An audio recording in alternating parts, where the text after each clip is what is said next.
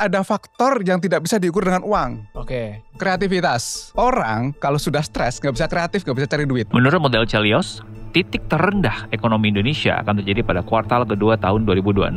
Gimana kita memaknai ini sebagai karyawan, pengusaha, investor, dan sebagai rakyat, terutama kelas menengah yang rentan? Apa support pemerintah untuk kelas menengah? Setahu gue nggak ada. Malah yang ada adalah kelas menengah ini, in my view ya, itu banyak diperes. Di podcast ini gue ngobrol sama Rifan, yang udah 20 tahun di market sebagai investor dan edukator saham. Kakanda Descartes, ex-Kementerian Keuangan, edukator finansial, dan pengusaha yang kerjanya nyantai-nyantai jalan-jalan ke Antartika dan Mongolia. Intinya ini dua orang yang bisa bikin hal kompleks jadi sederhana, membumi, dan insightful. China dulu itu lebih miskin daripada Indonesia. Dia cuma butuh 20 tahun Yes. untuk melewatin kita berkali-kali lipat. Yes. Sejam, tapi gue yakin lo akan sangat terbantu. Jangan lupa catat atau screenshot insight-insightnya. Gua Ruby, enjoy the Underdog Podcast.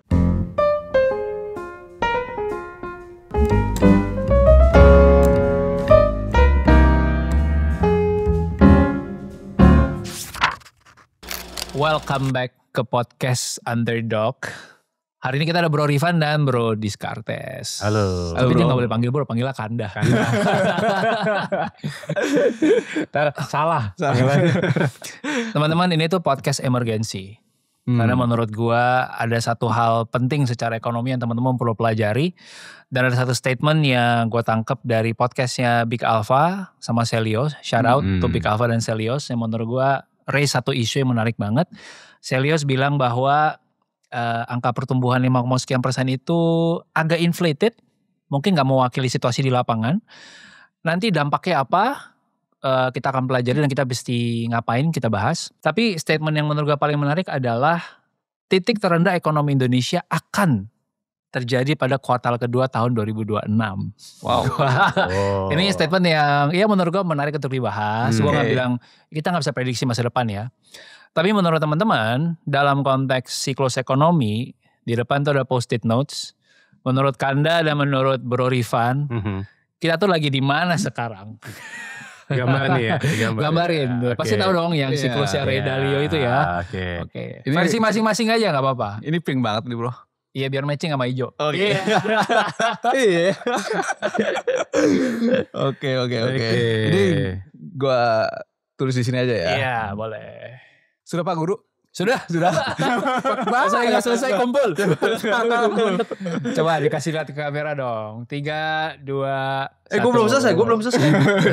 Ini kalau dari gambaran gue kayak gini. Oke, 2025 ya. Iya, On the 2025. way menurut turun dan belum di puncak turunnya. Ya kalau kita bicara realistis menurut gue seperti itu. Tapi kita tunggu dari Rifan dulu lah ya. Kita tunggu dari Rifan ya. Jadi Oke. belum bottom nih. Belum bottom. Oke, Rifan banyak catatan kakinya bro. Iya. Oke, gimana lo kasih lihat kamera? Mungkin Oke. kalau dari gue kayak gini. Jadi artinya 2000 kalau dilihat dari 2025 udah lebih baik dari 2020. Oke. Tapi kalau dilihat dari long term cycle-nya masih jauh di bawah dari 2010-2011an bro. Oke, jadi short term-nya udah lebih baik dari 2020. Iya. Tapi long term-nya Masih jauh di masih bawah jauh di bawah. 2010-2011an. Oke, jadi kita lagi ada di cycle turun yang besar menurut lo. Kalau long term. Kalau long term. Kalau mid term, kalau short term ya kita ada di yang kenaikan. Yang kenaikan. Jadi bahasa gampangnya itu akan ada titik paling bawah, kemudian nanti bounce back ke atas seperti itulah ya. Betul. Berarti sebenarnya lumayan positif ya. Kita harus turun dulu tapi bos. Itu dia masalahnya. Kita ada kesepakatan di sini ya. berarti ya? Iya benar. Kita memandang bahwa ekonomi itu secara prinsipal ya tidak ada di titik yang tertinggi memang. Bukan Ya. di titik yang tinggi, Ya. mengalami penurunan. Kita sepakat untuk itu. Sayangnya adalah kita juga sepakat potensi untuk turun lebih dalam bisa terjadi. Lebih besar daripada bounce apa? Kalau gue meyakini ya bro ya, kalau gue meyakini Indonesia itu sudah mengalami berbagai krisis Definitely. ya. Apapun itu sudah mengalami dan kita selalu berhasil rebound kembali. Ya terdekat COVID lah ya. Ya kita selalu bisa rebound kembali dengan lebih bagus. Dan gue meyakini itu. Mungkin kita akan menghadapi sebuah hantaman besar, tetapi gue yakin bisa naik lagi gitu. problemnya adalah kapan dan apakah masyarakat kita siap ketika saat itu terjadi. Podcast ini gunanya buat teman-teman untuk bersiap. Kita tentunya nggak pengen mengharap yang terburuk ya. Kita berharap bisa bounce mungkin relatively quick gitu ya. Tapi buat teman-teman kira-kira apa yang perlu disiapin? Ini kita bicara konteks, dua konteks kali ya bro ya. Yang pertama adalah konteks kalau kita adalah seorang pekerja. Dan yang kedua mungkin kalau kita adalah konteksnya seorang pebisnis mungkin. Gue akan bagi dari itu dulu ya. Pertama, kalau dari konteks pekerja, yang pasti kalau dari sisi gue yang harus disiapin, jangan rely on one source of income. Oke. Jadi artinya tahun 2020 kan kita udah pernah mengalami COVID dan di mana tahun tersebut banyak terjadi pengangguran dan pola yang sama terjadi di 2025 ini kalau kita lihat kan. Kuartal 1 dan kuartal 2 itu banyak pengangguran dan rasanya belum berhenti sampai dengan sekarang. By the time podcast ini direkam baru aja dapat berita gudang garam PHK 19.000 ya. Iya, itu kan angka yang besar. Sebelumnya lagi ya pabrik tekstil 50.000 ya kan. Jadi banyak sekali gitu kan. Nah, jadi kalau misalkan kita rely on satu source of income dan begitu income itu hilang, ya udah bye-bye gitu kan. Nah kemudian yang kedua yang pasti adalah ya perlu punya emergency fund. Jadi emergency fund itu akan sangat berpengaruh, akan sangat berguna kalau misalkan situasi yang tidak diharapkan terjadi gitu. Nah itu kalau at least 2 itu deh yang kalau dari sisi kita yang bekerja gitu ya. Nah kalau dari sisi pengusaha kalau gue lihat adalah pertama pastikan runway-nya cukup. Nah sama. Begitu COVID-19 kemarin kita nggak expect banyak company yang akhirnya collapse ya kan karena as simple as cash flow-nya nggak cukup. Dan yang kedua adalah diversified. Jadi artinya ada bisnis-bisnis yang as we know ketika COVID kemarin drop tapi juga ada bisnis-bisnis yang stabil. Nah, di sini kita nggak bicara tentang COVID lagi kan, tapi kita bicara mengenai potensi perlambatan ekonomi. Tapi setidaknya kita udah dapat gambaran mengenai bisnis apa yang flop dan bisnis apa yang tetap resilient di saat perlambatan ekonomi gitu. Nah, mungkin karena gue latar belakangnya investor, mungkin gue tambahin dari perspektif ketiga kali ya, Bro. Yeah. Yang ketiga yaitu kalau dari sisi investor. Nah, in my opinion ya, kalau kita sudut pandangnya adalah sebagai investor, kita juga perlu untuk selalu siapin cash. Karena kita nggak pernah tahu nih kapan opportunity tersebut datang. Ya contoh misalkan belum lama ini ketika Donald Trump kemarin mengumumkan tarif ya kan, ISG ke 6.000. Ya happy buat orang yang pegang cash. Tapi unhappy buat orang yang nggak punya cash. Cuma masalah itu nggak ada yang bisa nebak bro. Iya kan? Iya betul. Ya, nah terus. Karena kita nggak punya, karena kita memang nggak bisa menebak, ya kita harus mengantisipasi.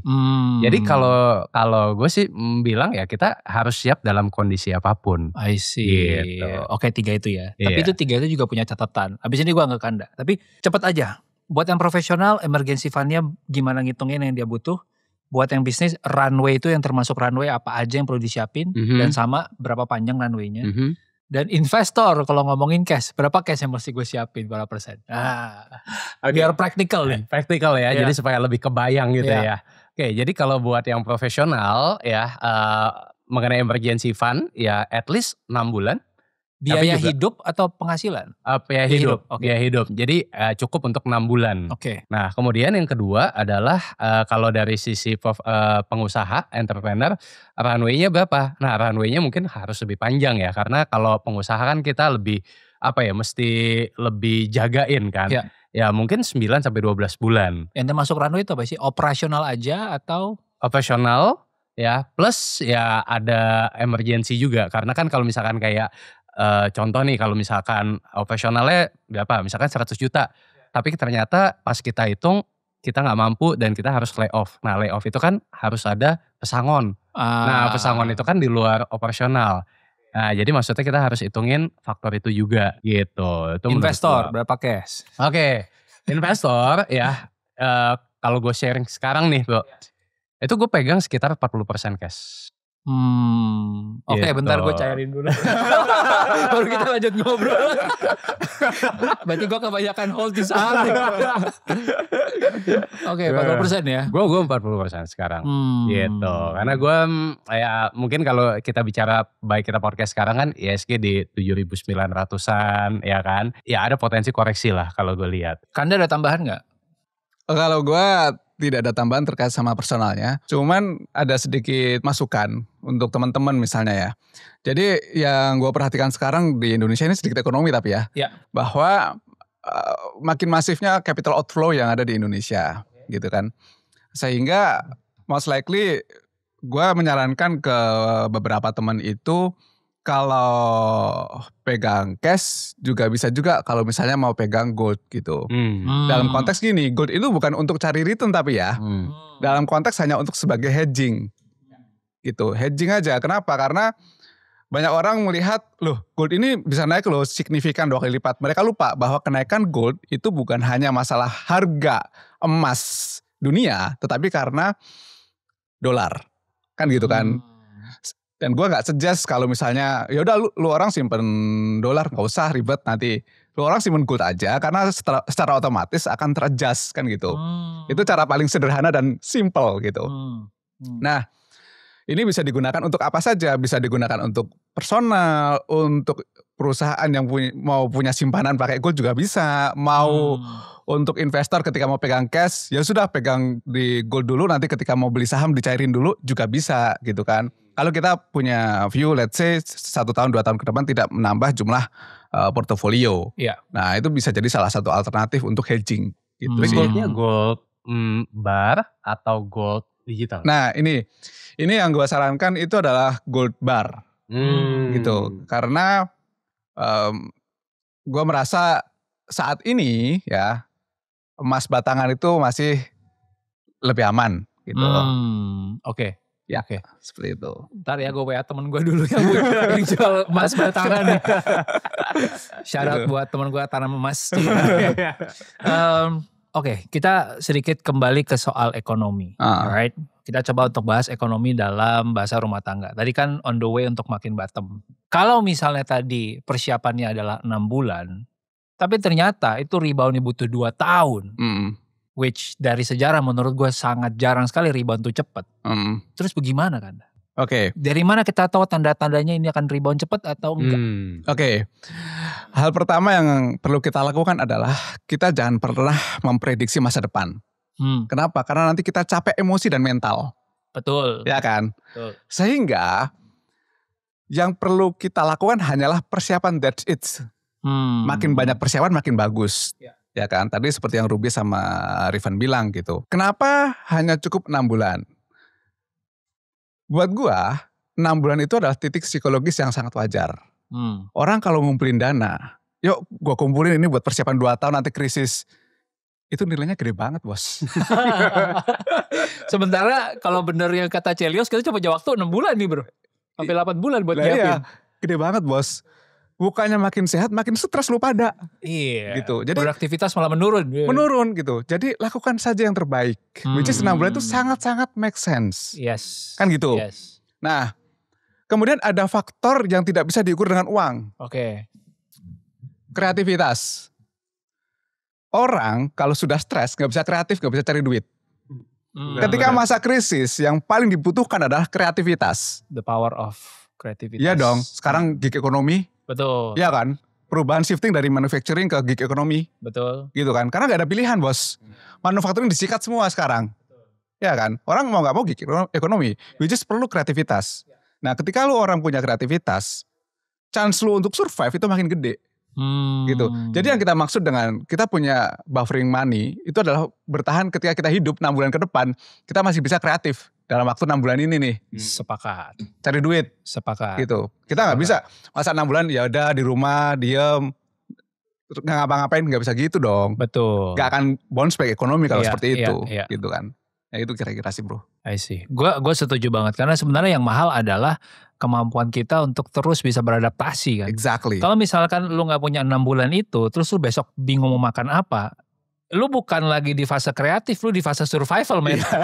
Ada apa aja gue kerjain dah gitu kan. Jadi susah kan. Akhirnya yang muncul adalah opsi-opsi yang jelek semua yang lu ambil. Lu gak bisa ngambil opsi terbaik. Ngerti sih. Sekarang kalau challenge buat lu ya. Karena dia baru muncul tadi Instastoriesnya. Oh, apa tuh? Dia baru ngebahas bahwa BI rate dengan menurunkan sebenarnya adalah satu tanda yang lumayan baik. Karena kan jadinya hopefully lebih banyak duit yang beredar ya. Maksudnya bagus untuk beberapa industri gitu. Yang dia mention tadi properti. Oke. Right, terus interest rate US juga akan turun gitu. Tapi dalam bahasa sehari-hari, kenapa sih kalau turun tuh bagus? Kenapa interest rate kalau turun bagus gitu ya? Dan dalam kaitan yang tadi, kita lagi mau bounce back, apakah gue harus memperhatikan interest rate ini sebagai tanda bounce back apa enggak?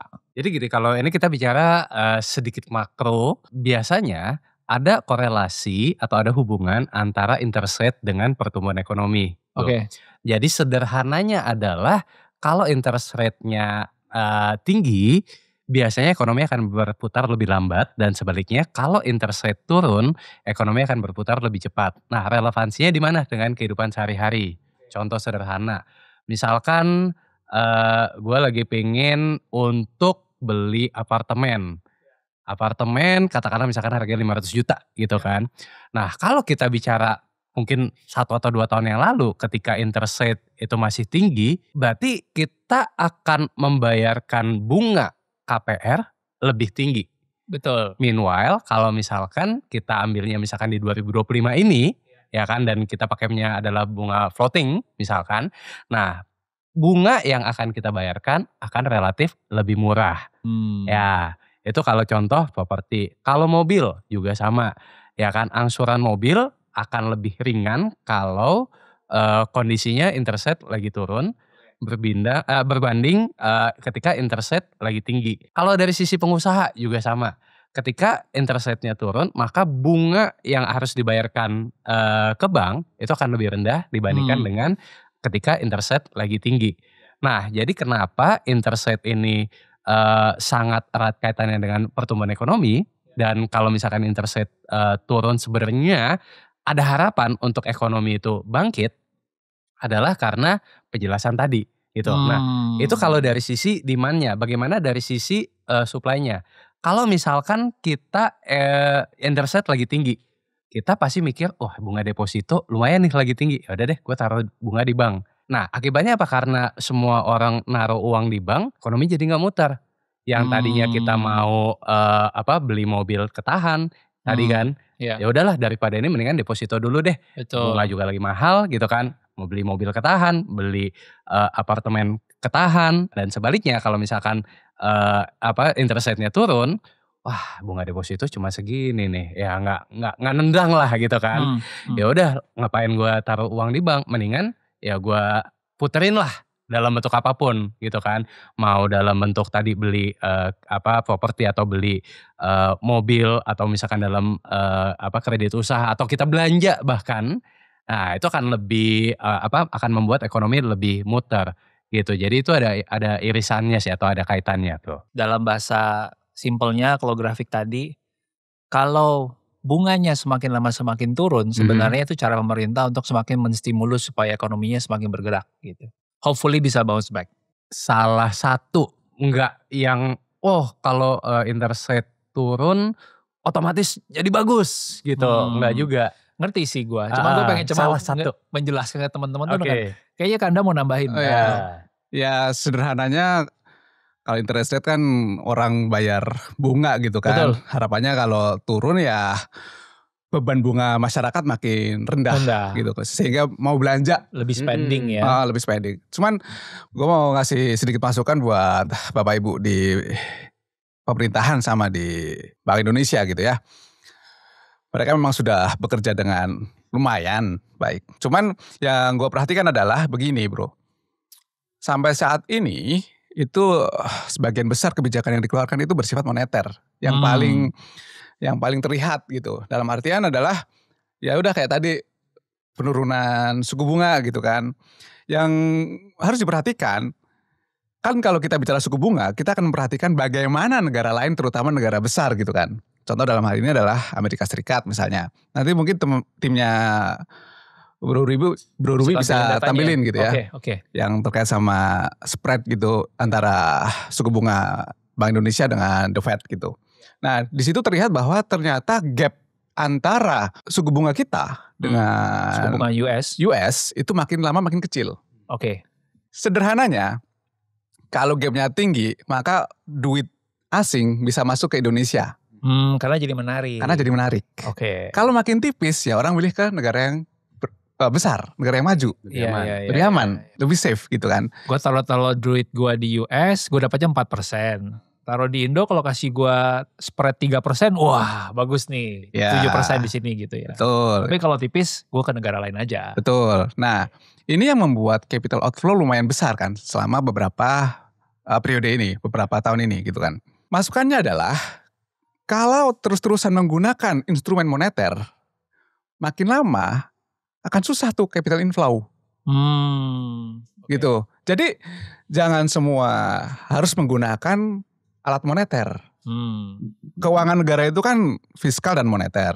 Fiskal itu juga harus jalan dengan baik. Dalam artian begini, penggunaan pajak, transparansi dan lain sebagainya, cukai dan lain sebagainya, pengetatan terkait sama kebijakan yang berhubungan dengan keuangan negara itu betul-betul harus diperhatikan. Sehingga beban dari moneter nggak gede-gede amat nantinya. Nah, kenapa? Karena itu akan membantu penyerapan tenaga kerja jadinya. Oke. Perbaikan ekonomi secara lebih mendasar. Nah, itu yang menurut gua sekarang jadi titik penting, apakah kita akan rebound dengan sangat baik atau tidak. Menurut gua seperti itu, bro. Coba dielaborate lebih lagi. Kenapa menentukan rebound? Sekarang kalau pengusaha kita baru mulai bikin usaha gitu kan, pajak sudah pasti ada. Which is itu ya normal lah ya, oke lah ya, normal. Tetapi pertanyaannya adalah, apakah kita mendapat kemudahan untuk membangun usaha atau tidak? Kecepatannya itu apakah cepat atau tidak? Ya kan? Pelayanan dari pemerintah cepat, tepat atau tidak? Kenapa? Karena semakin cepat, semakin tepat, maka cost dari orang-orang yang baru mulai usaha akan semakin rendah. Pengusaha itu kan berbuat baik. Selain cari duit, dia menyerap tenaga kerja. Ya kan? Berarti kalau makin banyak pengusaha yang bisa terlayani dengan baik, makin banyak tenaga kerja bisa terserap, ya kan? Maka ekonomi akan rebound lebih cepat. Itu adalah logika paling sederhana. Ya. Kayak gitu bro, menurut gue bro. I see. Jadi kita fokusnya apa sih? Fokusnya adalah gimana sih orang-orang itu banyak terserap jadi tenaga kerja. Tidak hanya gig ekonomi saja, tapi bener-bener nih bisa kerja. Gitu bro. Tapi kalau ke kebijakan fiskal tadi, kira-kira kalau bisa kasih 1-3 poin yang lo akan kasih catatan apa menurut lo? Ini nih diberesin bisa ngebantu banget. Gitu. Oke. Kalau gue ya bro ya. Iya, nggak apa-apa versinya lo. Iya, versinya gue ya. Boleh dong. Kalau gue sih sebetulnya nggak muluk-muluk bro. Gue masih ingat banget pas awal tahun itu kita masih terjebak pada susahnya pelaporan pajak. Itu kita nggak usah ngomong kebijakan pajak deh, tapi susahnya pelaporan pajak, ya kan?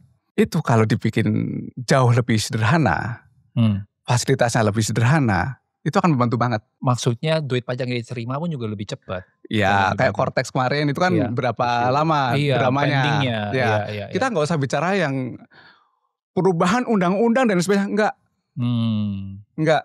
Pelayanan perpajakan saja dibikin sangat sederhana, itu akan sangat membantu bro. Itu yang pertama. Oke. Yang kedua ya, sekarang kan kalau masing-masing daerah itu kan memiliki kewenangan untuk mengambil pajak daerah. Iya. Kan gitu. Kemudian dimasukkan menjadi PAD, pendapatan asli daerah, kan gitu kan. Nah, sebetulnya gue melihat bahwa teman-teman di daerah itu sudah ngerti cara mengkolek ini. Ya. Tetapi yang gue sarankan kepada teman-teman di daerah adalah bagaimana transparansi penggunaan pajak di daerahnya. Kenapa? Karena kita itu luas, Indonesia itu luas, ya kan? Aceh sampai Papua itu bentangnya tuh luas sekali, ya kan? Pertanyaannya adalah apakah kemampuan untuk transparansi dan pengelolaan keuangan daerah itu sama rata? Gitu. Kalau misalnya standarisasinya itu bagus, pengelolaannya itu transparan, betul, benar, ekonomi itu pasti jalan kok bro. Gak banyak yang bocor maksudnya. Gak banyak bocor bro. Gue setuju sih. Gue tuh kemarin mulai terpesona sama sosok Gubernur Maluku Utara. Oh, ibu itu ya. Ibu itu ya. Ya, gue shout out dulu, mana tahu suatu hari bisa kesini ya. Sherly Chowanda ya. So gue ngeliat cara dia untuk menjelaskan, turun langsung ke lapangan, terus duit yang dia punya sebagai sebuah provinsi gitu kan, mau dipakai buat apa itu jelas banget. Oke. Dan waktu dia pertanggungjawaban ke DPR juga dia kasih tahu banget, oh kita pakai buat ini, kita kurangi gini. Dan transparansi itu menurut gue yang bikin kita jadi, wah gila ternyata pajak gue ada gunanya gitu ya, bisa langsung dirasain gitu. Dia bahkan sempat menjelaskan kepada nelayan-nelayan, bapak-bapak, kalau misalkan nanti ini keluarga ada yang sakit, kalian bingung sendiri kan gitu. Coba deh kalau kalian pakai BPJS, saya udah hitung-hitung, kalian cuma perlu bayar sekian per bulannya. Itu cuma menghemat 1 bungkus rokok loh Pak. Bagus. Gitu kan. Cara penjelasannya bagus. Nah jadi itu menurut gua bagus banget gitu. Dan dijelasin bahwa dengan lo bayar segitu, kalau ada yang sakit, ya pengeluaran seberapapun, kalau yang sakit lo bisa ditanggung. Lanjut, tadi lagi ngomongin. Terus itu baru 2. Ya. Yang ketiga, kalau ini aspirasi gue sendiri bro. Yes. Jadi buat pengusaha gitu. Memang insentif untuk pengusaha itu sudah banyak gitu kan. Tapi juga mereka juga mendapat kewajiban untuk bayar pajak juga besar gitu. Sebisanya itu seiring bro. Jadi ketika misalnya kita mendapat perintah untuk bayar pajak, juga disertai pelayanan dari government juga akan sesuai. Contohnya adalah ya paling simpel kayak kemarin masalah gudang garam yang ter-PHK. Ya. Gitu kan. Itu menurut gua kan salah satu penyebabnya adalah banyaknya rokok ilegal. Ya kan. Padahal gudang garam sendiri sudah menyumbangkan cukai besar ke negara. Ya kan. Dan bayarnya di awal kan. Karena dia mesti bayar dulu jumlah cukai yang mau di ini. Gudang garam, Sampurna, dan berbagai rokok yang ada di Indonesia gitu kan. Artinya mereka sudah menjalankan kewajibannya untuk membayar cukai. Setidaknya yang namanya rokok ilegal, dan itu kan sudah melanggar hukum, juga harus berusaha untuk ditindak. Dan menurut gua di berbagai level pengusaha juga seharusnya demikian. Artinya kita sudah bayar pajak, ya kalau misalnya mengurus administrasi dan lain-lain juga harusnya bisa dipermudah gitu. Memang kita sudah merasakan lumayan ketika 5 tahun 10 tahun terakhir lebih cepat, tapi kayaknya bisa deh lebih cepat kayak gitu. Tadi kita baru cerita di backstage bahwa ada seorang teman yang memulai sebuah klinik gitu ya, yang memang lagi banyak orang butuhkan gitu, berhubungan sama kesehatan mental gitu. Itu untuk dapetin izinnya itu hampir 2 tahun tuh. Nah itu lama banget sih. Iya, tapi ya mungkin positif side-nya adalah boleh sambil jalan. Dengan menggunakan surat izin praktek dari si dokter. Cuman kan alangkah baiknya dan alangkah enaknya bisnisnya bisa cepat bertumbuh kalau enggak 2 tahun bro. Iya. Itu 2 tahun kebetulan bisnisnya jalan loh. Kalau bisnisnya enggak jalan, bubar lah kan gitu. Jadi itu menurut gua belum ada sudah bubar duluan. Belum ada sudah bubar duluan, izinnya belum jadi udah bubar duluan gitu. Right?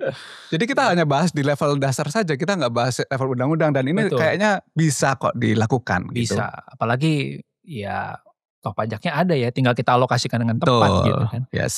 Lanjut Bro Rifan, kayak mau nambahin ya? Gue juga mungkin kalau tadi Kanda lebih menyoroti ke 3 hal tadi ya. Kalau gue ngelihat sebenarnya sekarang itu gini Pak, gue ada satu fenomena yang gue lihat dari pas COVID ke 2025 ini, kalau entah disadari atau tidak, kita itu sebenarnya lagi membentuk kayak huruf K. Lo tau huruf K kan ya? K, oke. K itu kan ada yang ke atas, ada yang ke bawah.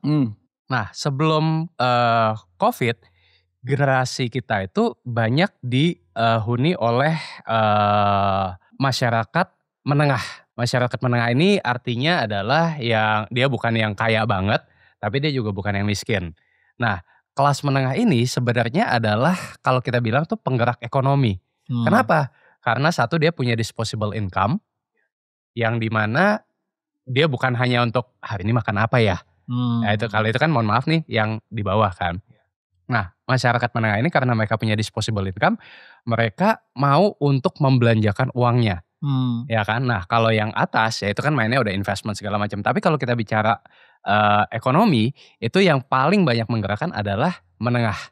Nah the thing is, ketika pasca COVID, kita itu disadari atau tidak, itu kita sedang membentuk kayak huruf K gini. Artinya yang kaya makin kaya, tapi yang aspiring middle class ini ternyata menurun gitu. Nah itu ada datanya kalau kita cari di ChatGPT atau di internet itu ada datanya ya kan. Nah jadi kelas menengah kita itu sekarang kayak ompong. Ompong dalam artian jumlahnya berkurang. Ya untuk mereka yang bisa memanfaatkan situasi mereka jadi ke atas. Nah mereka yang kebanyakan ya ke bawah. Nah jadi sekarang itu ada istilahnya tuh kita lagi ada di fase generasi mantap. Makan tabungan. Makan tabungan. Makan tabungan gitu loh. Jadi by data gitu ya. Jumlah tabungan di masyarakat, ya jumlah tabungan di bank, DPK itu melambat tuh. Tumbuh tapi melambat seperti itu. Nah karena mereka ya banyak tarik uang seperti itu. Nah gue tuh ada keresahannya adalah kenapa pertanyaannya kita punya kelas menengah itu ompong sekarang. Ya. Kalau dari pemerintah, apakah memberikan subsidi untuk kelas bawah? Ya, ada. Contoh, misalkan waktu di awal tahun kita pernah mendengar ada Pak Prabowo memutihkan 3 juta atau 5 juta nelayan dan petani punya utang. Oke. Jadi mereka yang tadinya pernah punya histori, terus nggak punya akses ke bank, diputihkan. Jadi mereka punya akses lagi ke bank. Terus ya MBG, subsidi apapun itu ya kan, subsidi listrik BBM. kemarin ya kan, BBM ya. Nah itu kan untuk yang bawah. Kalau yang atas ya mungkin kemudahan berusaha tadi. Tapi kalau kita perhatikan apa support pemerintah untuk kelas menengah? Setahu gue nggak ada. Setahu gue nih. Banyak didoain kayaknya sih. Supportnya itu. Ya, malah yang ada adalah kelas menengah ini in my view ya. Iya. Itu banyak diperes. Contoh misalkan ya. Tadi misalkan kita nggak usah bicara usaha yang udah omsetnya sampai triliunan lah ya. Omset yang baru ratusan juta atau miliaran gitu kan. Ya itu kan kalau di sini mungkin banyak juga yang ngerasa pajaknya dikejar. Ya itu memang harus. Cuman kayak bener-bener yang ditekan tuh yang di tengah. Ya kan. Atau bukan yang pengusaha deh, yang individu itu juga dikejar. Jadi maksud gue adalah sementara yang atas yang harusnya bisa kasih pajak lebih besar ya gue gak bisa bicara banyak lah gitu. Nah tapi intinya yang gue lihat adalah yang diperes ini adalah yang di tengah nih. Nah ini yang menurut gue agak meresahkan gitu loh. Golongan yang harusnya bisa memutar ekonomi lebih cepat malah kena tekanan. Akibatnya apa? Akibatnya adalah ya kayak generasi K tadi. Ya. Ompong gitu loh. Ya. Ada gak sih dukungan yang diperuntukkan khusus untuk yang ya kelas menengah ini gitu loh. Ya kemarin kita sempat kayak pajak mau naik jadi 12%. Ya itu aja udah meresahkan untungnya gak jadi gitu kan. Cuman kan kita gak tahu nih tahun depan seperti apa. Nah maksud gue adalah kalau kita bisa lebih pemerintah bisa lebih memberikan dukungan untuk kelas menengah ini, ya kan, itu ekonomi bisa muter kok, menurut gue. Iya. Dan kalau ekonominya muter lebih banyak, spendingnya lebih banyak, ya mungkin pajak yang dikolek jadi lebih banyak. Itu maksud gue. Lewat jalan lain aja. Lewat jalan aja, jadi nggak langsung direct. Kalau ini kan direct. Langsung direct penghasilan gitu. Penghasilan gitu kan. Tapi kalau ini, dari konsumsi. Gitu. Dari konsumsi, betul. Lebih happy gitu loh. Itu sih poin gue. Oke lah, jalanin langsung. Kalau gua di kementerian sih oke jalanin kita coba. Tapi Kanda kan juga pernah lah di posisi dalam institusi gitu ya. Pertimbangannya apa sebenarnya itu nggak bisa dijalanin gitu? Pertimbangannya apa sih? Sementara kita kemarin mendapat satu statement yang kelihatannya positif, tapi malah menurut gua ada tanda-tanda yang bisa berbahaya juga gitu. Misalnya statementnya Bu Menteri gitu ya, bahwa tahun depan tidak akan kenaikan pajak, tapi masalahnya kebutuhan kita APBN-nya naik. Terus dapat dari mana? Apakah akan terjadi peres-memeres lagi? Ya. Kalau gue sekarang nggak mungkin bicara sebagai orang kementerian gitu ya. Betul. Kan? Itu udah dulu gitu kan. Tapi memang yang namanya kita bekerja dalam sebuah organisasi sebesar pemerintahan gitu, Iya. otomatis nggak bisa hanya melihat dari sisi birokrasi tok gitu kan Iya. jadinya kan. Akhirnya adalah unsur-unsur politik dan lain sebagainya, which is itu di luar kewenangan kita saat ini gitu kan. Tapi gue yakin setiap kebijakan yang keluar itu harus melewati yang namanya diskusi politik. Ya. Apalagi selevel pajak sebesar itu ya. Ya. Lewat undang-undang, pembahasan di dewan gitu kan. Ya. Pasti lewat politik. Jadi nggak bisa dibilang hanya Kementerian Keuangan tok yang Bertanggung memiliki jawab wewenang gitu gitu. ya. Ini banyak nih orang yang terlibat dalam situ gitu kan. Kalau bicara soal kenapa sih banyak usulan-usulan bagus tetapi tidak bisa langsung dilaksanakan. Bahkan tahun depan kemungkinan kita akan punya banyak pengeluaran untuk negara gitu kan. Banyak belanja untuk negara. Ya kita lihat saja sekarang program-program prioritas pemerintah itu memakan nominal yang gak sedikit. Gede banget bos. Gede banget Ya kan. Nanti PR tuh buat teman-teman buka tuh APBN. Kan kelihatan tuh belanja negara itu berapa gitu kan. Apalagi sekarang ada programnya Pak Prabowo MBG gitu kan. Masih harus menghidupi juga program masa lalu IKN gitu kan. Nah ada statement bahwa MBG itu bisa meningkatkan ekonomi. Betul, bisa. Ketika pelaksanaannya terkontrol dengan baik. Kan gitu kan. Ya. Bisa, tapi terkontrol dengan baik. Dan ketika kita bicara MBG kemarin pas diskusi sama beberapa orang, ada masukan bagus bahwa sebetulnya memerlukan MBG itu katakanlah daerah 3T. Terpencil, terluar, tertinggal. Nah, jadi kalau kita renungkan ya, ini gue jadi banyak merenung bro. Kalau kita renungkan, sebetulnya itu sangat make sense. Kualitasnya makin bagus gitu kan. Beban negara juga sedikit tercover kan gitu. Fokusnya ke yang benar-benar emang emergensi butuh banget. Betul gitu kan. Which is daerah 3T itu mereka memang dapat dukungan dana lebih. Tetapi ketika itu ditambahkan lagi itu kayak oh ya pas gitu. Iya. Kalau Bapak Ibu pejabat lagi keliling kan mereka pasti tahu dong daerah 3T itu bagaimana strugglingnya. Refocusing itu nanti akan jadi pilar utama nih untuk ekonomi ke depan menurut gua ya. Nah seandainya tidak terjadi nih bebannya belanjanya tinggi otomatis APBN defisit kan gitu. Itu kan hitungan matematika sederhana APBN defisit gitu kan. Otomatis apa kalau APBN defisit? Utang pasti naik. Ya gitu bro. Jadi ini yang akan terjadi. Seandainya APBN defisit makin besar, ya otomatis utang pasti akan makin tinggi. Entah itu utang dalam negeri maupun luar negeri, itu tinggal pilihan dari pemerintah saja. Gitu sih. Ya. Dan kita lihat tahun ini pemerintah juga udah mengeluarkan banyak sekali surat utang ya. Ya selama beberapa tahun terakhir trennya itu naik memang. Banget. Surat utang yang diterbitkan oleh pemerintah memang makin lama makin naik. Satu pertanyaan yang banyak ditanya ke gue adalah burden sharingnya BI. Gitu. Yang mengoleksi 200 triliun surat utang surat berharga negara gitu ya. What's your take on it? Kalau burden sharingnya BI itu kan sebetulnya sudah terjadi kan. Yang 200 triliun itu kan beberapa sudah dilaksanakan. Sebenarnya dari dulu juga dilakukan. Iya, gitu ya. Dari dulu udah dilakukan. Sebelum pas COVID juga sudah ada. Nanti bisa ditampilin juga berapa kepemilikan dari Bank Indonesia atas bondsnya pemerintah gitu kan.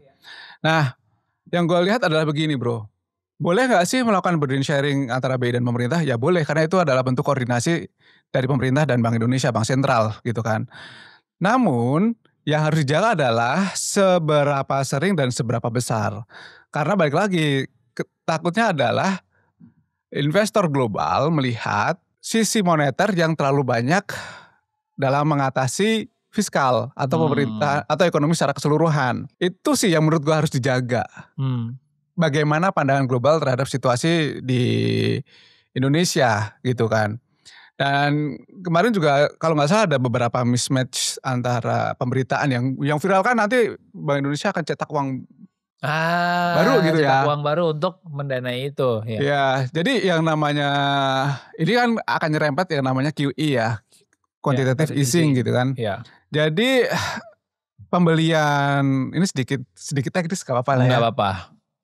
Pembelian bonds itu bisa dalam bentuknya primer maupun sekunder gitu Iya. kan. Kalau sifatnya itu primer, maka besar kemungkinan dia akan melakukan penerbitan uang baru gitu kan. Cetak printing money lah istilahnya yang lagi viral gitu ya. Tetapi kalau dia dari secondary market, dia switching, I don't think so gitu. Bisa saja enggak gitu kan, hanya peralihan saja. Iya. Dalam artian gini, ini kalau gue yakin kalau followernya dari Ruby pasti sudah detail lah untuk membaca. Tapi buat yang belum harus lebih melihat lebih dalam sebetulnya kebijakan apa sih yang dia lakukan gitu. Tapi ini tidak lepas juga dari kemampuan komunikasi pemerintah dan Bank Indonesia. Dimana ketika mereka meluncurkan kebijakan, sekarang itu eranya sudah era media sosial ya. Seyogianya ya diceritain secara detail gitu. Biar masyarakat itu tidak banyak simpang siur gitu. Karena bisa saja simpang siur itu merambat ke simpang siur lain yang lebih besar. Betul. Nah itu harus dijaga, itu sih dari gua. I see. Anything dari sisi investor yang perlu diperhatikan? Inflasi. Oh ya. Oke. Yang gue takutkan adalah tadi lebih ke bukan burden sharingnya, tapi lebih ke printing money-nya. I mean Kalau printing money. I mean Indonesia bukan US. Yang dimana US kalau misalkan quantitative easing ya memang US dollar bisa dipakai dimanapun. Rupiah ya belum ada di level itu.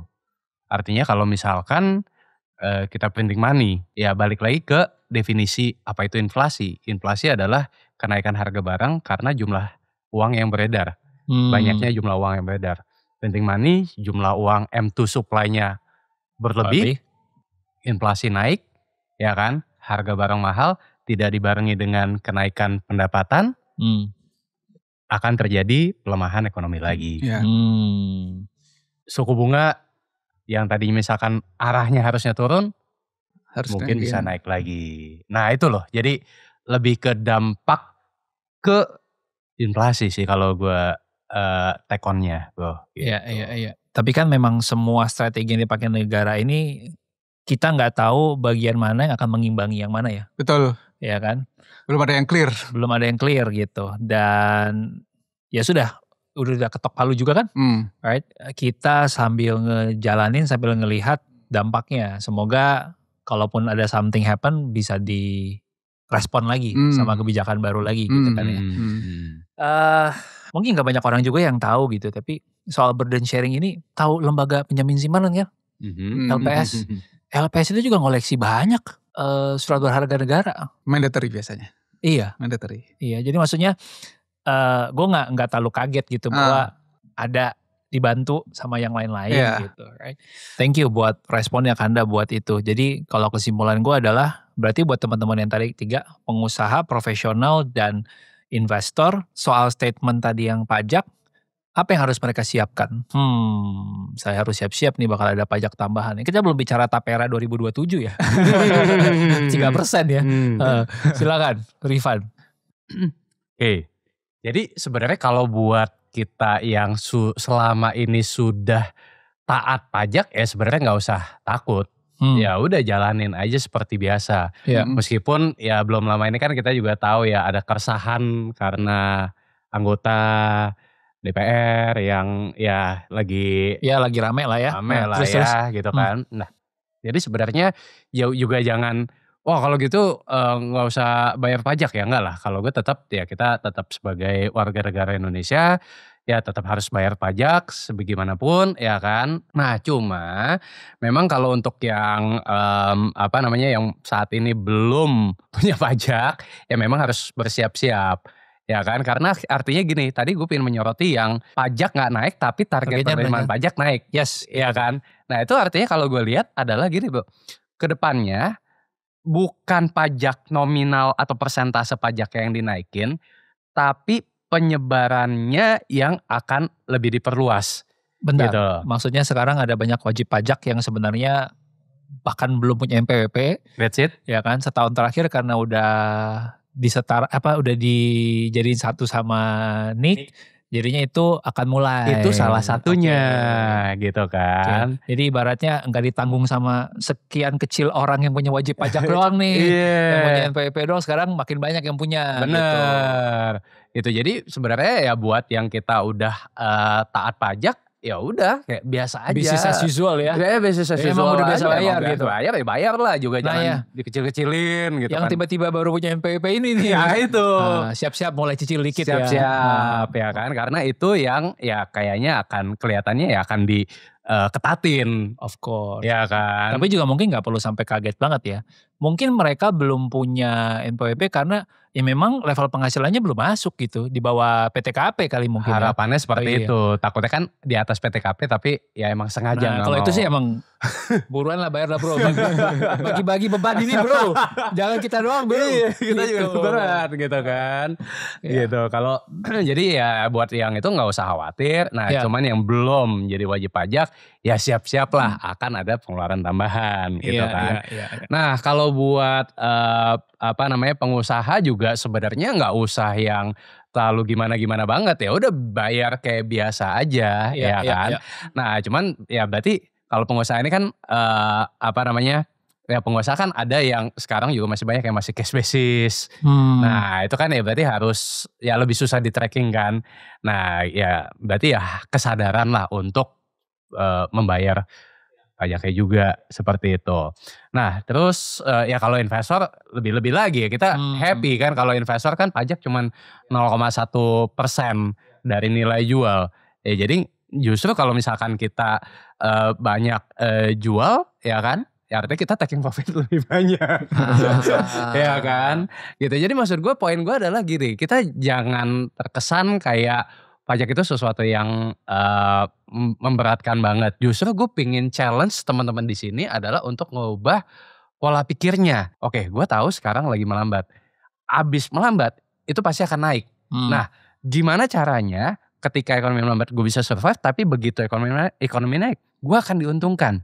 Lo bisa ngikut riding the wave naik. Ikut gitu riding the wave naik, ya kan. Okay. Misalkan nih, ya mungkin as simple as misalkan ya bikin konten yang bermanfaat, yang bisa bikin diferensiasi. Nah begitu ekonomi naik, orang akan inget nama kalian, ya kan.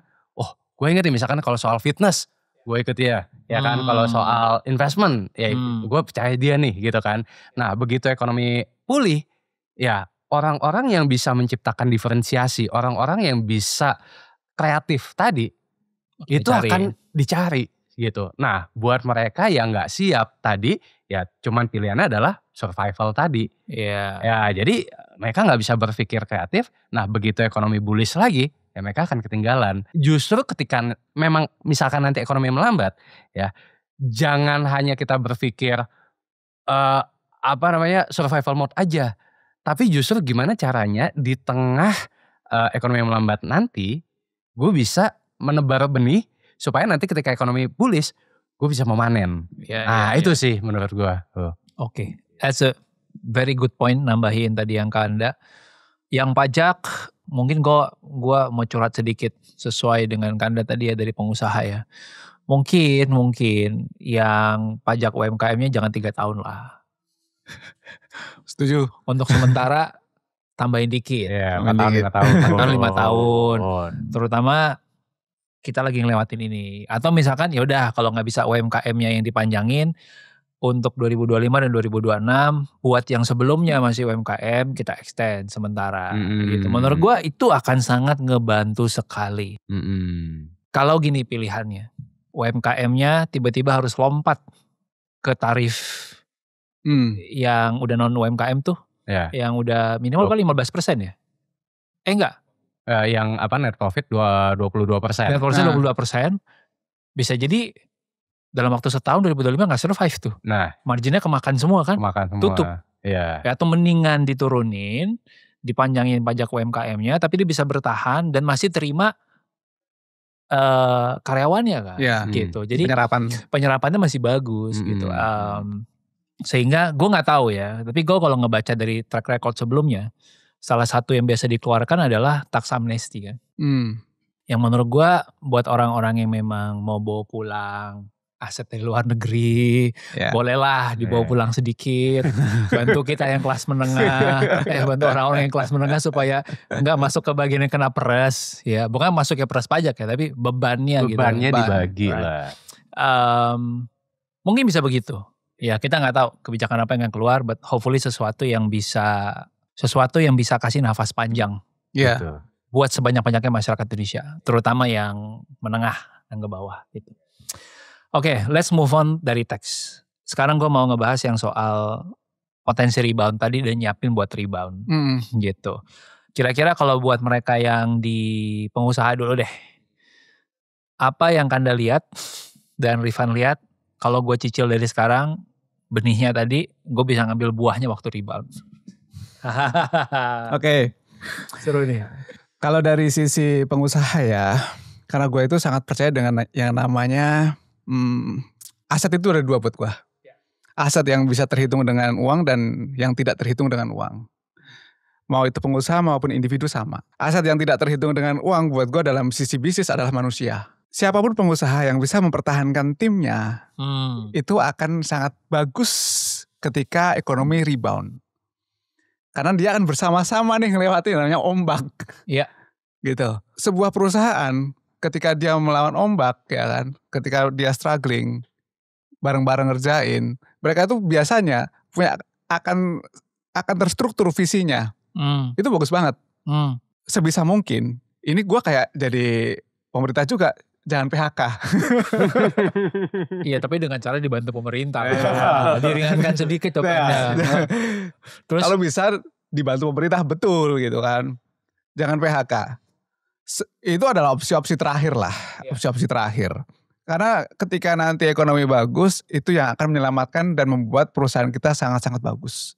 Sangat-sangat bullish. Reboundnya juga cepat ya. Reboundnya cepat, karena gak perlu lagi orang cari orang baru atau melatih lagi atau membangun kepercayaan baru, itu yang susah bos. Kepercayaan itu yang susah. Nah ngeliatin ombak kayak gini, kepercayaan udah dapat. Nah yang kedua adalah aset yang bisa dinilai dengan uang tadi. Yang perlu dibenih, yang perlu ditanam kayak gitu kan. Tadi kita sudah sempat bahas sebetulnya, kayak misalnya kayak gold, kayak cash dan lain sebagainya gitu kan. Dan jangan berhenti untuk membuat produk tetapi yang low cost, yang costnya rendah gitu.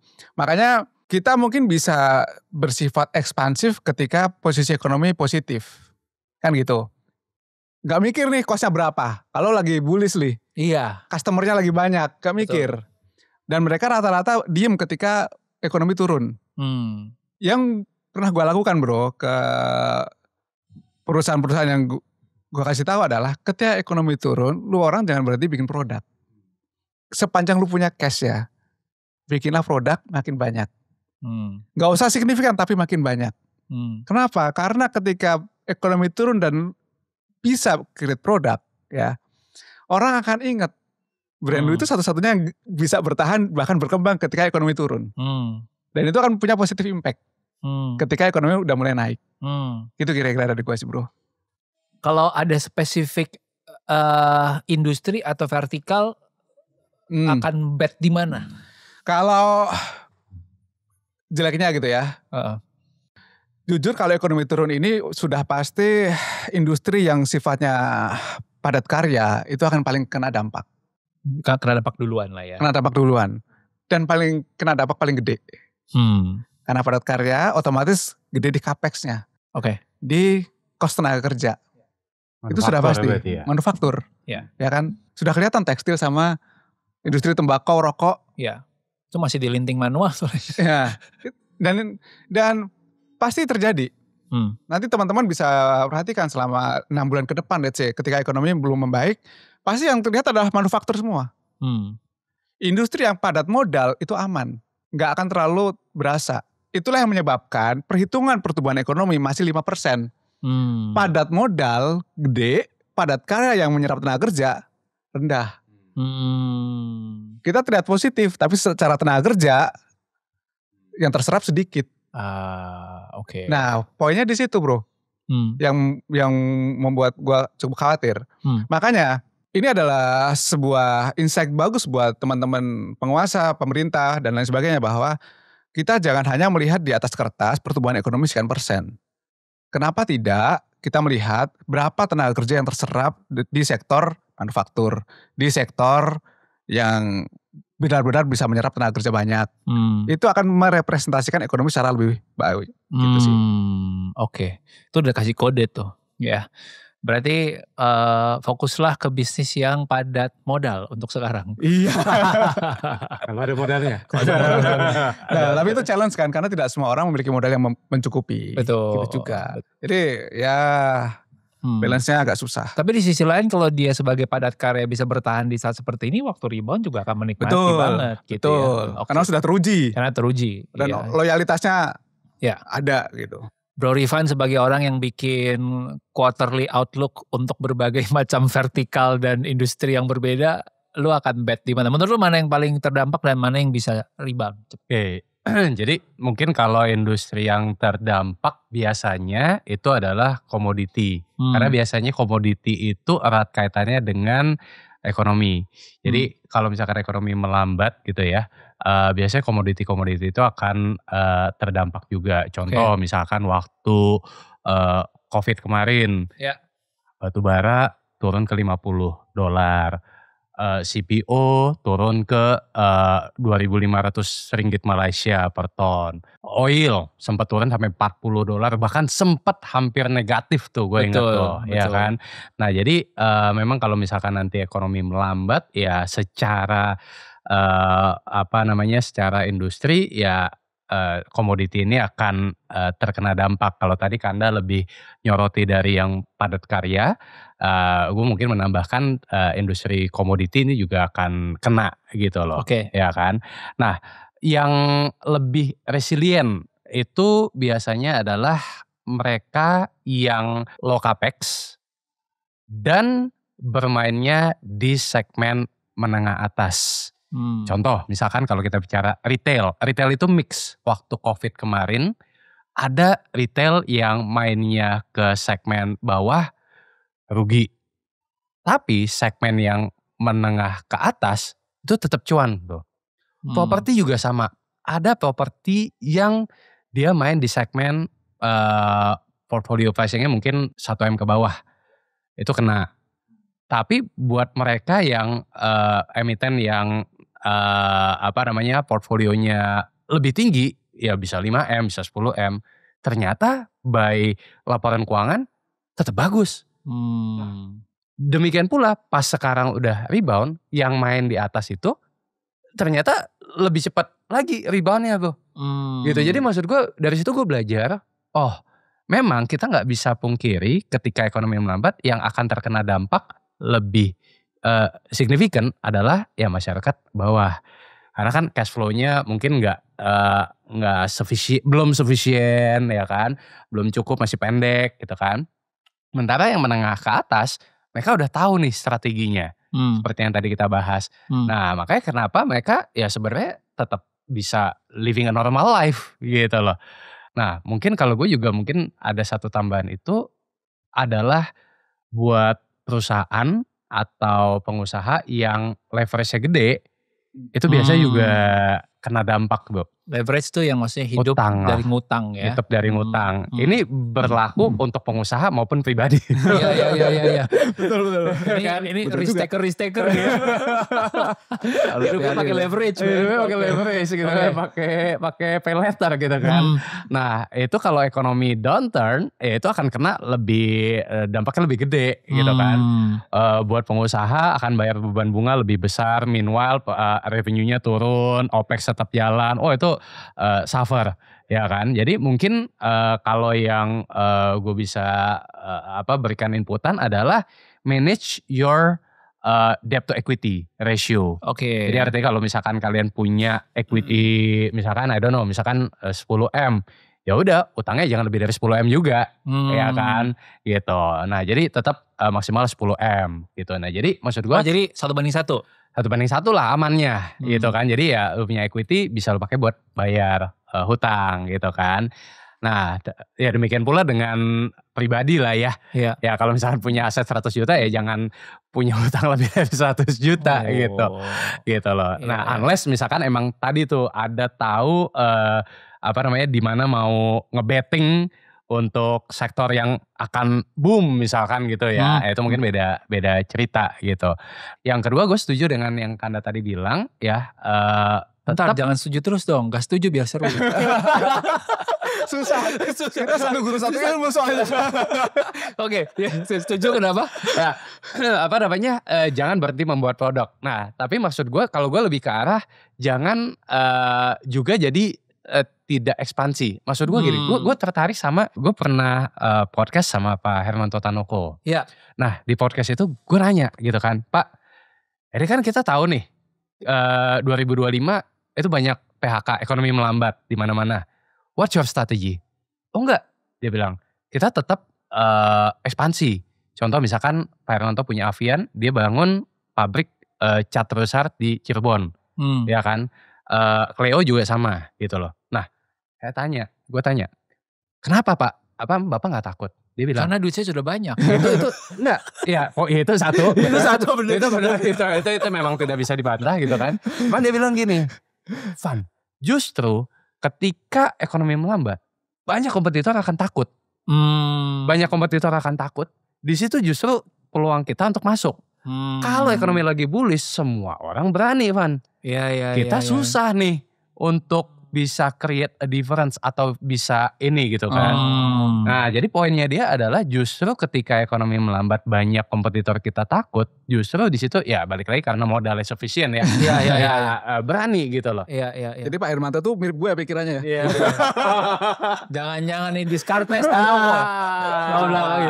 Tapi itu bagus karena dalam artian mereka yang sadar dia punya kapasitas untuk melakukan itu, dia tetap ekspansif kan bagus juga. Bagus juga. Right?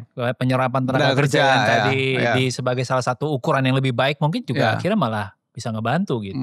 Tapi bicara soal bikin produk, tetap berinovasi tapi kalau bisa low cost. Ya kan? Itu menurut gue menarik banget. Coba kita eksperimen dengan ide ini. Misalnya kalau gue sekarang punya F&B, apa yang gue bisa lakukan? Tetap makanan lah. Tetap makanan. Dalam artian makanan yang bisa di take away. Kenapa? Pertama low cost, yang kedua yang beli bisa banyak, yang ketiga tidak makan tempat. Oke. Nah, variabel-variabel itu yang memungkinkan kita untuk scale up. Oke, karena low cost dalam artian lo gak perlu punya tim untuk yang serving, ya kan, terus space juga bisa lebih kecil, gak perlu tempat duduk segala macam gitu ya. Betul. Gue sangat concern sama F&B karena situasi apapun kita butuh makan enak bro. Harus kita support ya kan, biar dia bisa bersiap. Itu poinnya, butuh makan enak bukan berarti butuh tempat yang enak. Iya. Gitu kan. Ini yang gue pelajarin banget dari situasi di Jepang. Jepang itu makanannya enak-enak ya. Iya. Tapi tidak semua tempatnya tuh enak. Gue gak butuh enak, cuma gak apa-apa sih. Kecil gitu. Iya. Gak bisa Iya. kayak di Indo itu tempatnya tuh enak banget. Cuman makanannya belum tentu enak.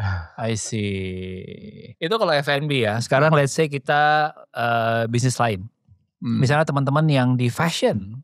Iya, mungkin orang kalau di baju kan di masa susah, gue nggak perlu baju baru lah gitu kan. What can they do? Kalau fashion ya bro ya, kalau gue udah nyerah sih. Gila itu persaingannya tough banget fashion di Indonesia sekarang bos. Gila ya. Oke. Saingan lo bukan hanya orang Indo. Oh iya, betul. Kecuali lo bisa bikin brand sekelas Louis Vuitton gitu kan. Oke, yang emang ngincer segmen. Oh, jadi sebenarnya kalau fashion ada potensi. Gue kalau bikin produk yang memang premium banget, malah bisa jadi bagus. Ya, jadi gue punya satu langganan, tapi gue nggak takut terkesan sombong. Ini bukan pamer, cuman mau cerita aja. Gue ada satu langganan sebuah brand dari desainer. Oke. Ya, gue suka beli di situ. Harganya lumayan, nggak mahal-mahal amat kok, tapi lumayan. Nah, itu adalah potensi yang bisa dilakukan. Tetapi syaratnya lu desainer. Iya. Kalau orang biasa kayak gua, yang nggak bisa ngedesain sebuah baju, hanya bikin kaos atau bikin kemeja saja, ya, nyerah. Susah masuk ke level itu, premium. Nyerah. Ya, karena saingan di market yang biasa sudah banyak, nggak hanya dari Indo tapi dari luar juga, gitu sih. Dari China, Bangkok, Iya. sekarang Vietnam. Ya, perusahaan tekstil yang gede aja bankrupt, Masa gue Iya, mau iya. masuk di situ? Iya, Gue iya. siapa bos? Berarti kalau misalkan gue sekarang punya brand fashion, salah satu cara yang bisa gue persiapkan adalah gue mulai ngebangun hubungan sama desainer-desainer. Exactly. Mungkin one day kalau gue butuhkan gue bisa aktivasi dengan collab bikin desain yang khusus Ya, dengan bisa. desainer tersebut. Ya. Ya mungkin untuk Ya. 1-2 artikel Ya. untuk 3 bulan doang. Tapi at least bisnis gue muter bro. Iya. Siapa Jadi tahu kalau- nanti ada kemeja merek Ruby. Ah, Lengannya satu aja, yang satu nggak ada gitu kan. Untung. Ya, Model gitu. Kegunaannya buat apa itu? Namanya fashion kita nggak tahu. Bener bro. juga. Gue ada kok baju yang gak simetris bro. Oh, gue suka justru yang gak simetris. Nah kayak gitu, gue suka gitu. Iya. Kalau gue ngeliat nih ya, target market yang di menengah ke atas, kan sekarang nih mereka seneng banget di padel nih. Dan buat yang cewek-cewek gue lihat ya, fashion padel tuh lebih penting daripada main padelnya sendiri.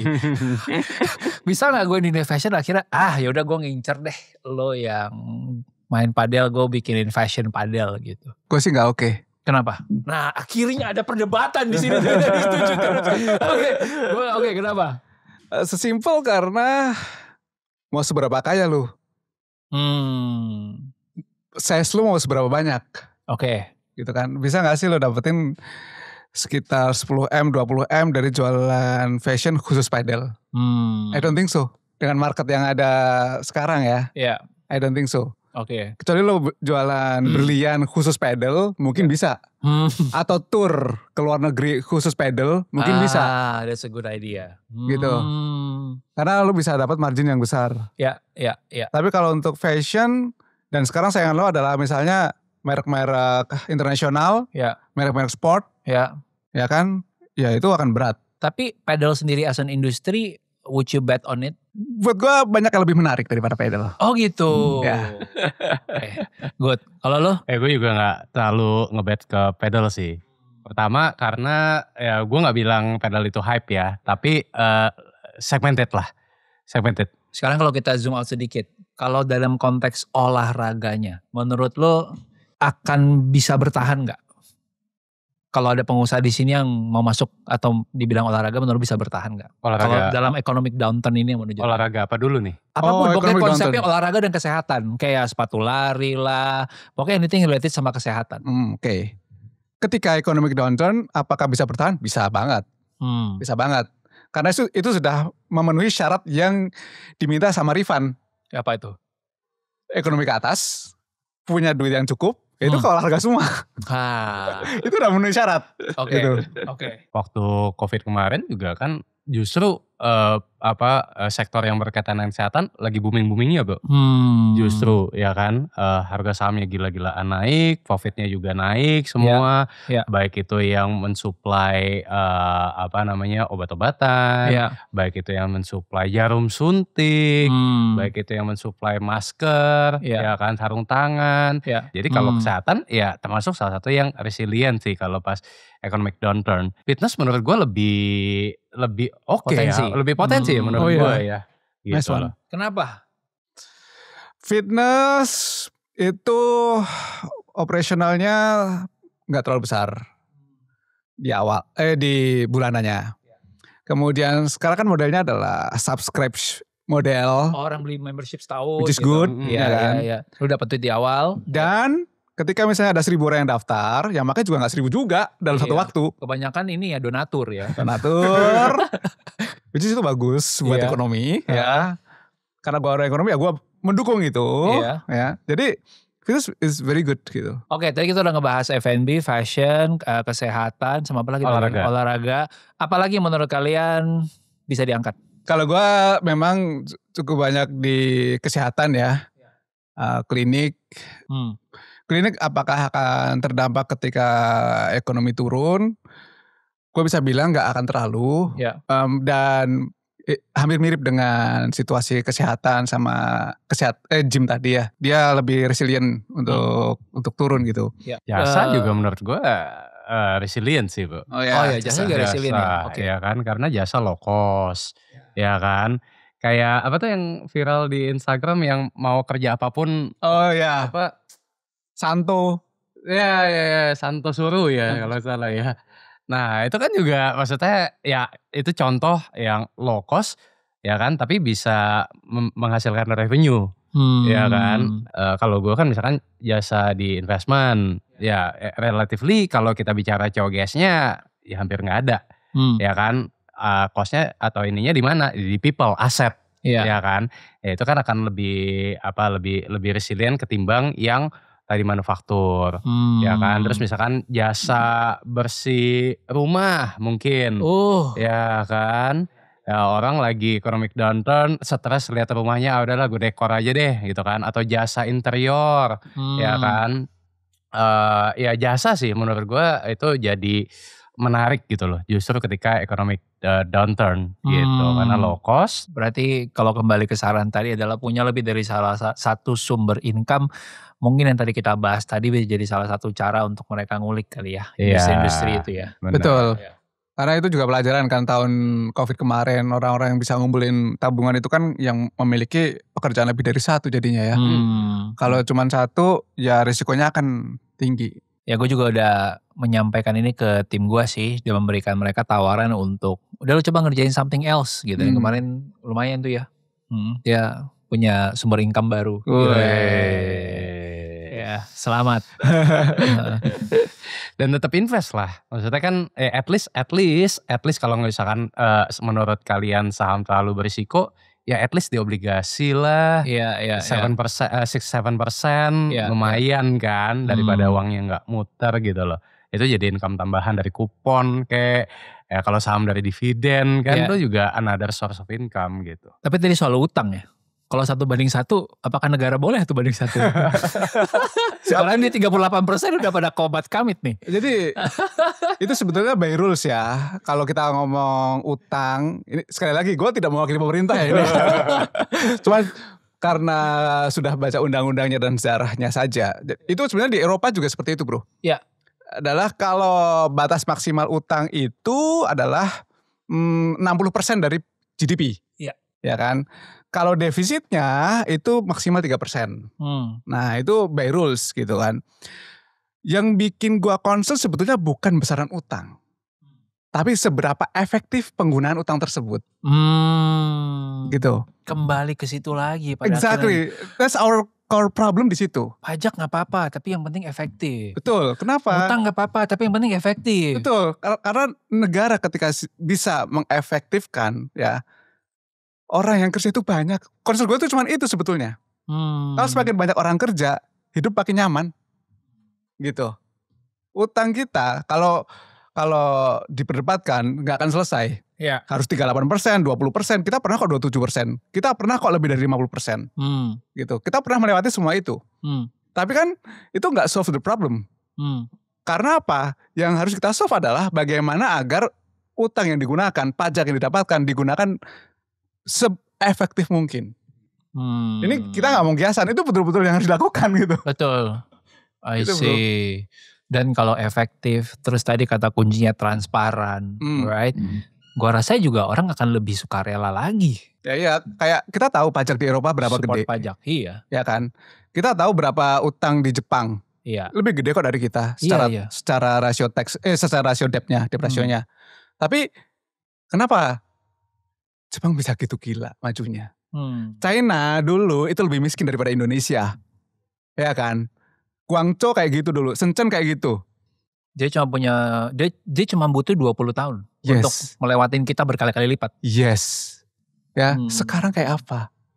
Kiblat orang belajar AI, teknologi di Cina. Iya, lebih banyak orang yang pegang paten tentang AI di China daripada di US. Gitu loh. Jadi gue bisa bilang bahwa ketika itu dilakukan dengan efektif, ya nggak ada problem. Gitu sih bro. Berarti sebenarnya pemerintah melakukan efisiensi kurang tepat ya. Harusnya melakukan effectivity. Karena efisiensi kan pengurangan. Efektif adalah apa yang udah kita punya kita maksimalkan sebaik-baiknya. Gitu. Iya. Tapi gini juga kan, efisiensi itu juga kadang-kadang salah kaprah juga. Karena kayak efisiensi nih, transfer dari pemerintah pusat ke daerah mungkin jadi sedikit efisien, berkurang. Sehingga pemerintah daerah harus cari duit sendiri, which is mereka akan mengeluarkan makin banyak pajak di daerah. Betul. Itu kan, itu yang terjadi sekarang kan. Ya. Makanya jangan heran ketika misalnya beberapa tahun ke depan mungkin pemerintah daerah itu akan melakukan ekstensifikasi perpajakan daerah. makin banyak yang disorotin gitu kan. Memang seharusnya itu yang dilakukan. Cuman balik lagi ke pembahasan awal, duitnya dipakai buat apa? That's it. Bisa nyerap tenaga kerja atau enggak? Gue yakin nih yang dengerin pasti banyak yang sambil bener Kanda, yes, setuju. Kan gitu. Tapi ya mungkin catatannya di sini adalah podcast ini dibikin karena keresahan gue, terutama buat teman-teman yang ngedengerin ya, supaya kalian bisa bersiap. Ternyata tentunya kita nggak expect buruknya buruk banget. Kalau bisa sih buruknya, kalaupun turun ya udah sedikit aja lah gitu ya, dan cepet reboundnya gitu, right? Tapi at least kalian bisa bersiap. Yang kedua juga datang dari kesadaran Indonesia mau kayak gini sampai kapan? Kita baru ngerayain 80 tahun. Ya.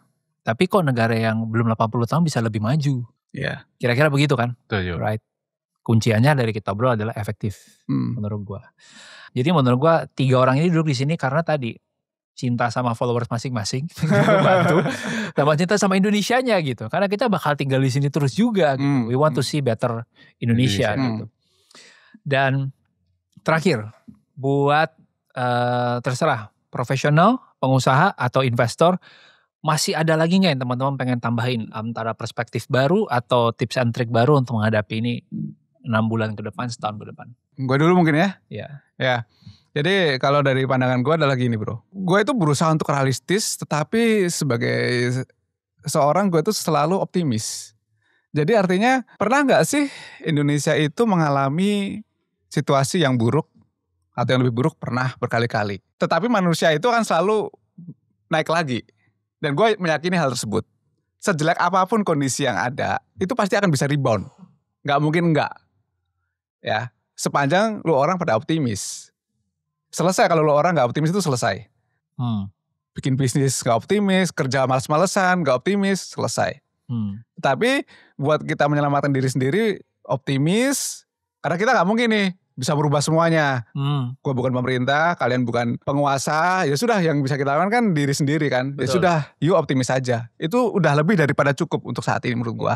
Sambil persiapan yang tadi udah kita bahas. Itu sih. Oke, thank you. Bro Rifan mungkin. Mungkin tambahannya adalah pertama kalau untuk melihat topik kita hari ini adalah how to prepare for the worst condition, ya kan.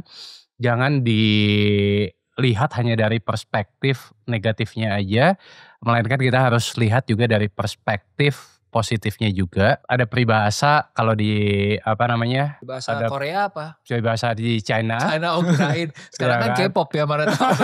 Tambah ada peribahasa Korea sekarang.